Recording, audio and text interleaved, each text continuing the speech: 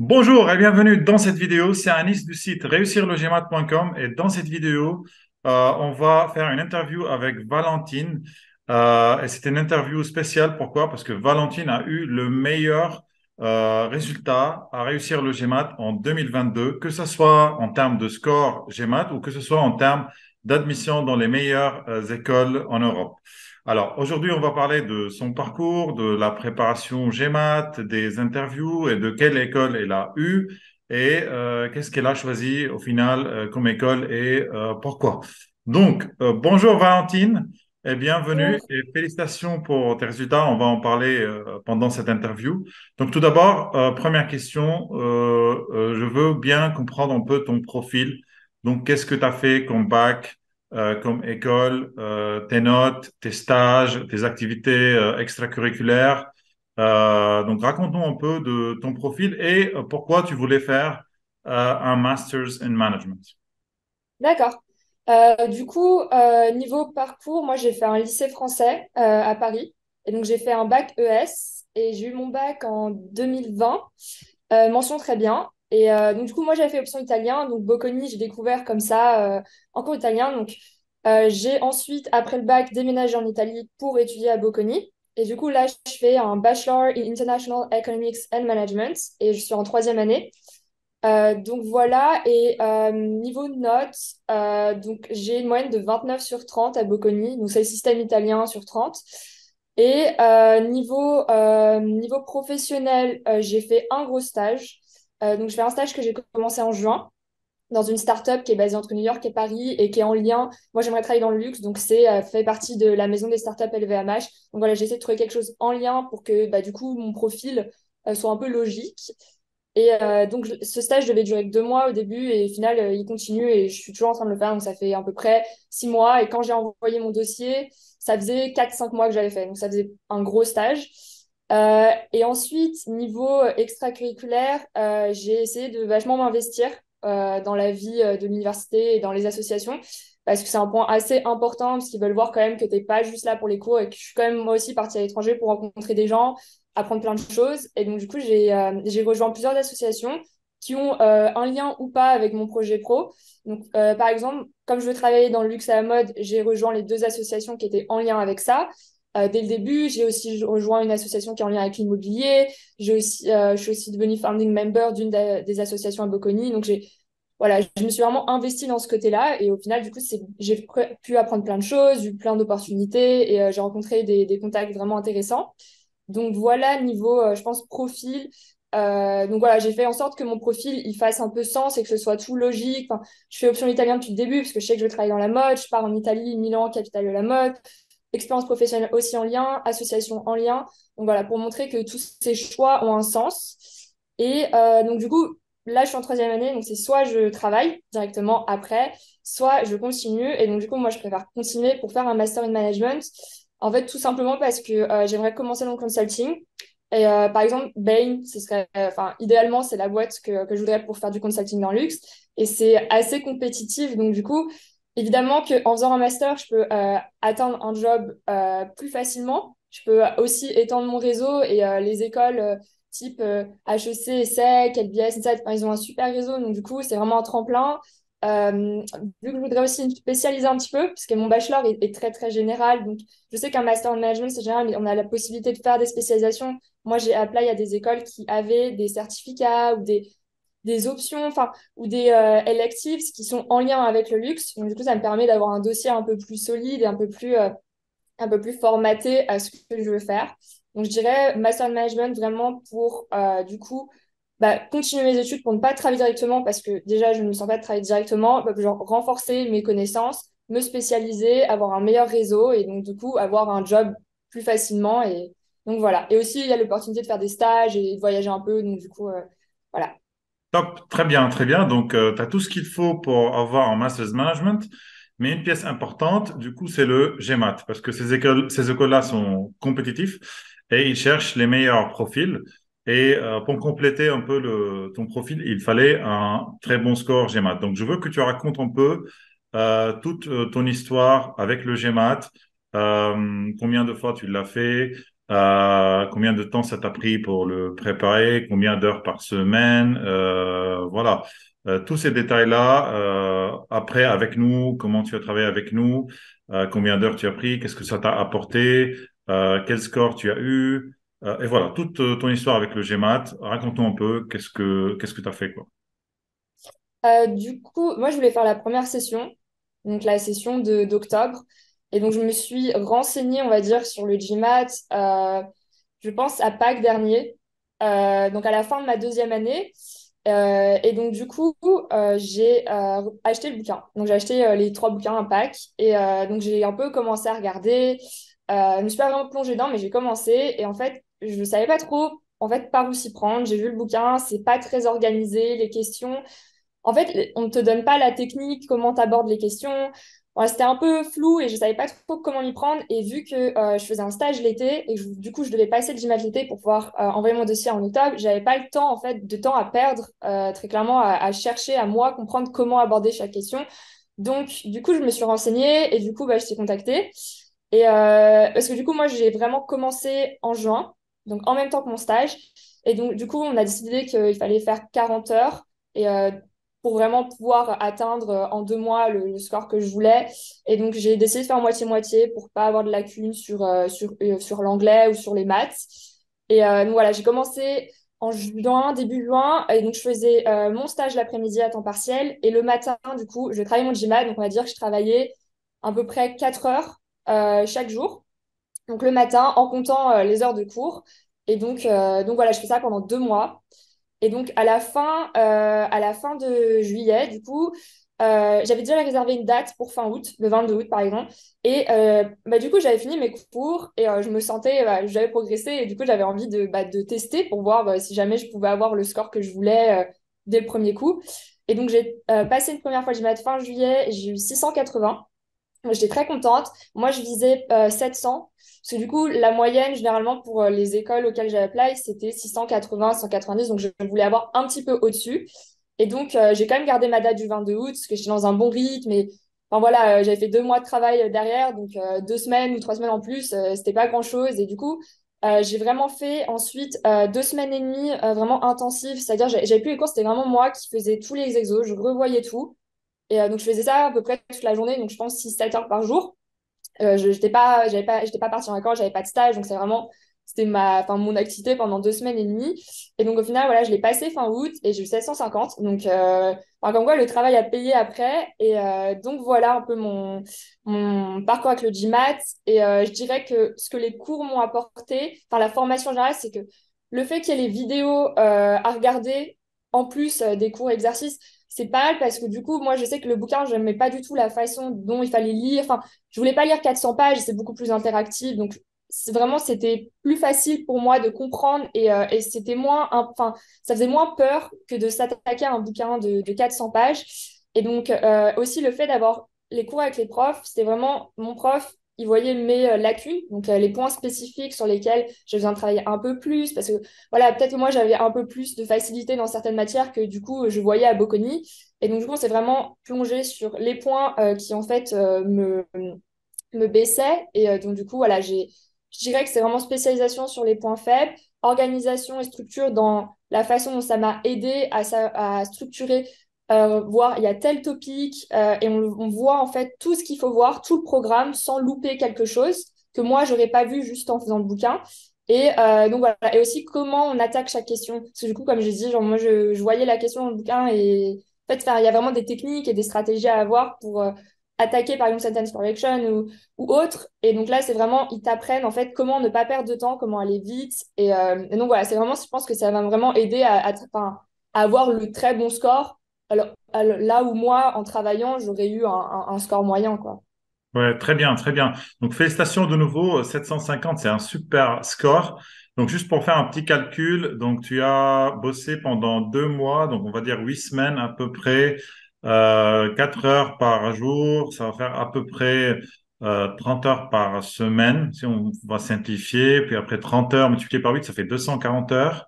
Puis après 3 semaines, à peu près des journées entières, 6 7 heures, on va dire. Donc, on va dire 20 jours multiplié par 6.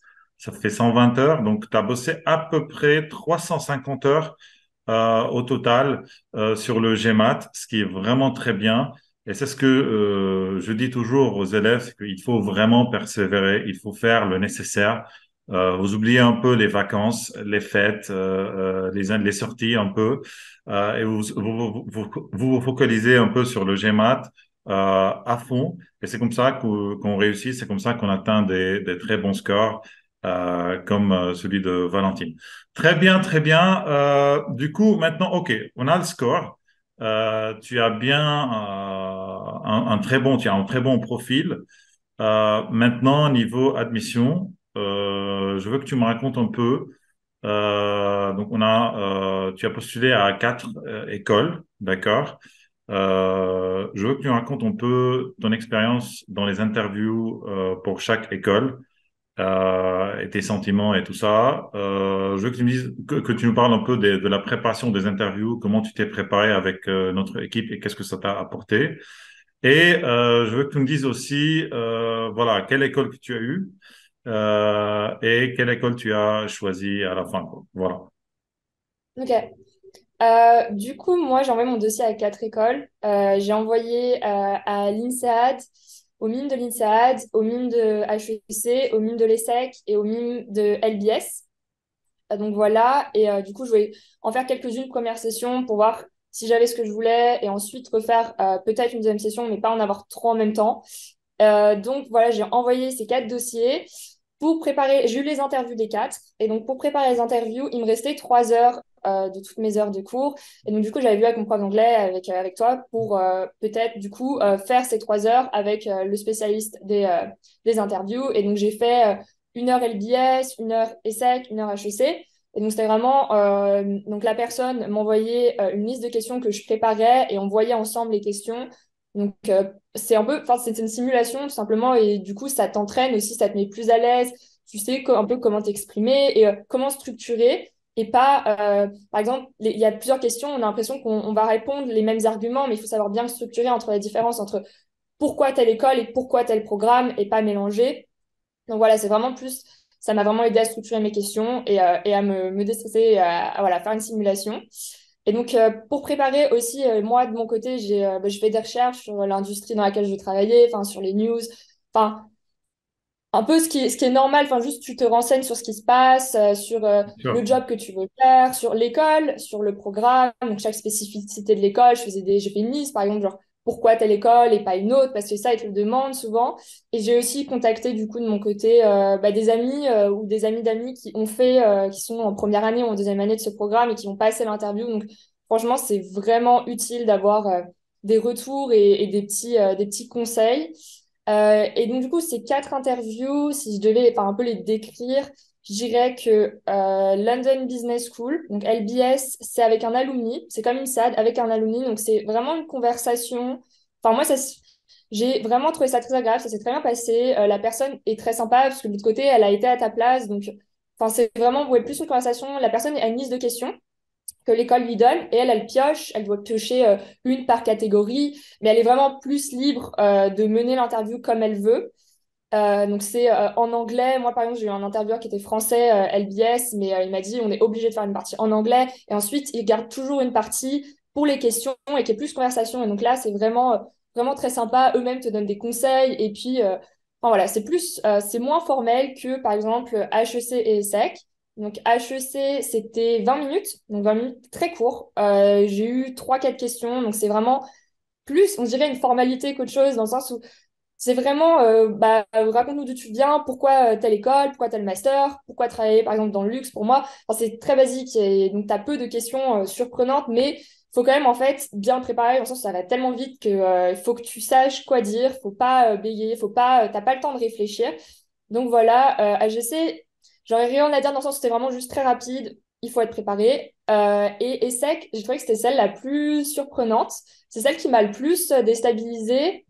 Et on m'avait prévenu, en fait, c'est tout, enfin, et le retour de mes amis m'ont tous dit que ça s'était passé comme ça pour eux aussi. C'est une interview d'environ 40 minutes, 45 minutes. Et donc, c'est un jury de 3 personnes. Donc, moi, par exemple, j'ai eu un professeur, un élève et un alumni. Et donc, ils te posent des questions qui sont pas forcément pas forcément générales, mais qui sont vraiment spécialisées. Si tu racontes quelque chose sur l'industrie dans laquelle tu as travaillé, ils vont vraiment essayer de te pousser et de voir si tu connais vraiment des petits détails. Si je dis, par exemple, je vais travailler dans le développement durable, il faut vraiment connaître son sujet. Et tout ce que tu dis, en fait, ils rebondissent dessus et ils essaient de te déstabiliser pour voir comment tu réagis. Moi, on m'a demandé quel était mon personnage historique préféré. Donc, c'est vraiment, en fait, des questions où tu t'y attends pas. Et voilà, à mon avis, la réponse, enfin, c'est pas la réponse réellement qui compte, ce que tu dis, c'est vraiment la façon dont tu réagis, donc tu sais pas te laisser déstabiliser. Et voilà, donc moi, les steaks, c'est pas mal passé, hein, c'est juste un peu plus déstabilisant que les autres et c'est un peu une préparation différente. Mais voilà, les quatre, enfin, ils sont très gentils, les jurys, il n'y a pas de problème. Et c'est un peu différent et plus agréable évidemment qu'à l'Alumni. Et le reste, les Françaises, un peu plus formelles avec un jury de plusieurs personnes. Donc voilà. Ok, juste une Et question. Niveau ESSEC, donc c'est pour oui, récapituler, si on va conseiller les gens qui nous suivent là, donc un premier conseil, c'est de suivre l'actualité. Deuxième conseil, c'est d'être vraiment bien cultivé sur l'histoire, sur des personnalités historiques ou même des personnalités qui existent. Par exemple, quelle personne tu admires peut-être et pourquoi? Quel livre tu aimes bien et pourquoi? Des choses comme ça. Il faut être vraiment cultivé, il faut suivre l'actualité, il faut savoir comment justifier n'importe quel point dans ton parcours ouais. ou dans ton projet professionnel. C'est bien ça ce qu'il faut. Tu as un point à ajouter ou c'est bien ça, quoi? En fait, tout ce que tu marques dans ton CV ou dans tes lettres, ils veulent vraiment voir, en fait, je dis que je vais travailler dans telle industrie, ils vont vraiment te pousser pour pas que tu aies dit ça dans le vide. Par exemple, tu dis pas, ah bah j'aime bien l'immobilier, bah vas-y, je me lance dans l'immobilier. Non, c'est vraiment, ils veulent vraiment comprendre tout le cheminement de ton raisonnement, mais vraiment pousser. Donc c'est vraiment, en fait, pour voir si la personne, elle est vraiment motivée et si la personne, elle a pas raconté n'importe quoi ou elle a fait faire ses lettres par quelqu'un d'autre. Donc vraiment, n'importe quoi que tu mets dans ton CV. Même dans tes passions, moi j'avais marqué que j'aimais bien l'art moderne, on m'a vraiment demandé, ah, t'aimes bien l'art moderne, raconte-nous, par exemple, un exemple d'artiste. Enfin, il faut vraiment, dans ce cas-là, ne pas mettre si on n'est vraiment pas sûr de soi, ou alors faut vraiment pas mentir dans son dossier parce qu'ils cherchent en fait à voir quand tu mens et ils arrivent vraiment à trouver ce Ouais. qui te Ouais. déstabilise. Mais c'est ce que je trouve, ce que je trouve un peu, ce qui me dérange un peu, c'est que parfois il y a beaucoup de gens qui n'ont pas vraiment déjà un projet professionnel, qui vont faire l'ESSEC, ils vont faire une année de césure, justement pour faire deux stages ou bien faire voilà le programme d'alternance pour vraiment voir ce que c'est et s'ils aiment pas, pour après choisir leur domaine dans Et lequel juste, ils aiment ils veulent bien, que tu voilà. sois honnête. C'est pas grave, en fait, je pense, de ne pas savoir concrètement ce que tu veux faire. C'est juste, il faut être honnête là-dessus. Enfin, il faut dire, bah, voilà, moi, c'est pas fixé. Enfin, je sais pas encore que je vais faire ça pour sûr à 100%, mais ça m'intéresserait peut-être de tester ça et ça. Et je sais que les SEC, ils ont une spécialité là-dedans. Mais je pense que c'est juste, faut être honnête et pas s'inventer une passion ou s'inventer vraiment un Bien sûr. projet ou de faire ça depuis que j'ai 3 ans, alors que c'est pas vrai, parce que eux, ils veulent juste voir quelqu'un qui est honnête et qui est vraiment enfin voilà, il voit quand t'es pas honnête et ça a aucun intérêt du coup de réellement mentir pour les sacs. Ok, ok, top. Très bien. Du coup, voilà, qu'est-ce que tu as eu comme école et quelle école tu as choisi et pourquoi? Alors, du coup, j'ai eu les 4 interviews et j'ai eu HEC, j'ai eu LBS et j'ai eu une SAD. J'ai pas eu les SEC. Et donc, moi, j'ai choisi de faire HEC parce que, comme j'ai dit, je voudrais travailler dans l'industrie du luxe. Et bah, évidemment, la France, c'est un peu les champions là-dedans. Donc, et HEC a vraiment une position de leader et ils ont un certificat avec Kering. Donc, voilà. J'ai choisi ça. Puis aussi, c'est HEC. Niveau classement, c'est la meilleure. Donc, du coup, voilà, mon choix était vite fait. Et puis voilà. Puis aussi, il y a un truc de la durée. LBS, c'était qu'1 an. HEC, c'est 2 voire 3 ans avec le gap year. Donc, voilà, il y avait plein de points qui font que c'était mieux pour moi. Je voudrais faire un stage, je voudrais travailler dans le luxe. Donc voilà, France, HEC, c'est mieux. Mais voilà, voilà ce que j'ai choisi Top, top. Très HEC. bon choix. De toute façon, bah, c'est HEC, quoi. C'est excellent, quoi. Donc, félicitations de nouveau. Franchement, je suis très fier de toi et je t'espère une bonne continuation. Et du coup, pour tous ceux qui nous regardent et qui sont intéressés par la préparation du GMAT ou la préparation des dossiers d'admission aux meilleures écoles, que ce soit MIM, MIF ou MBA, vous pouvez trouver mon WhatsApp dans la description de cette vidéo. Vous pouvez directement me contacter pour booker un call. Vous trouvez également une formation vidéo d'1 heure sur comment vraiment réussir le GMAT. Il faut juste cliquer sur le lien dans la description de cette vidéo. Et moi, je vous dis à bientôt et au revoir dans une autre vidéo. Et merci beaucoup, Valentine, pour ton temps. Et ciao, ciao. Au revoir.